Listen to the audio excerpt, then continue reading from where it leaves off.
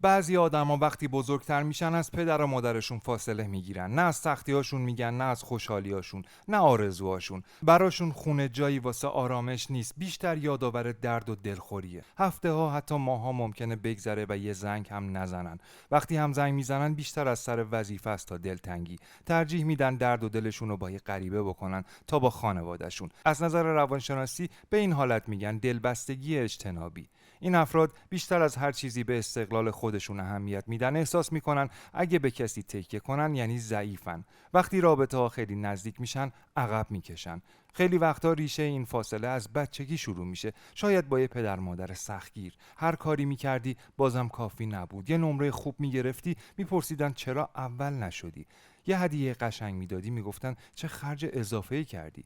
یا اون پدر مادری که اسم کنترل رو گذاشتن محبت، میگن به خاطر خودته، ولی حرفشون نه محبت بود نه حمایت، فقط کنترل. هیچ جایی واسه صدای تو، خواسته های تو یا شخصیتت نمیذاشتن.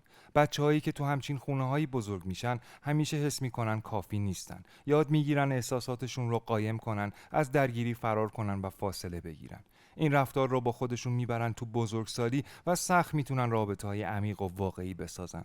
ولی حقیقت اینه، این فاصله تقصیر تو نیست. اون دیوارایی که ساختی یه روزی واسه محافظت ازت بوده، ولی الان دارن جلوی عشق و ارتباط واقعیت رو میگیرن.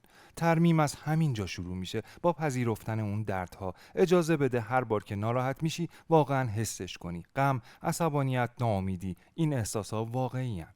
بخشی از داستان زندگیتن، ولی قرار نیست آیندت رو تعریف کنن. به اون کودک درونت بگو تو هیچ کار اشتباهی نکردی، تو لایق عشق، توجه و درک شدن هستی. از خودت شروع کن، خودت رو دوست داشته باش، بی هیچ بهونه‌ای.